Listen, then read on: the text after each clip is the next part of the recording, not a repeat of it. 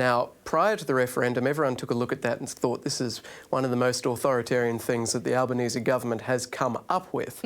But now it seems to be that they could use the results of the referendum to justify introducing this bill. Think along the lines of, oh, well, Australian people, you were lied to by the No campaign. There was no substance to it, it was all misinformation, and we must have censorship to ensure that this doesn't ever happen again in a referendum setting.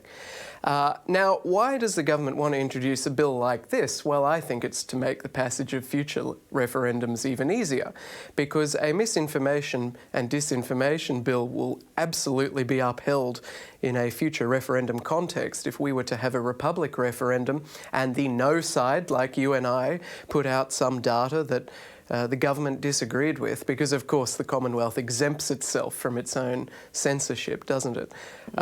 Then it could be that we're up on charges in breach of this law. So I think that it's all, when we think about the Republic, when we think about this bill, when we think about the voice just passed, when we think about the changes to the Referendum Act, I'm very much a firm believer that they are all occurring sequentially and they are all interconnected.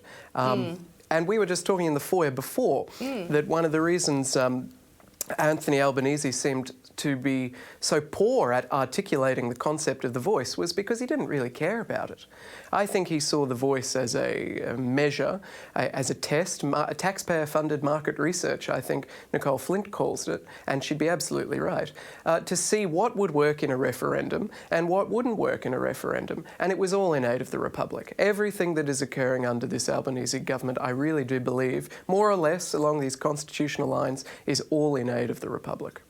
I think you might be right, Alexander, because I had exactly the same thought last year when it came out that Albo wasn't going to give any detail on the voice, and I just said this is a dry run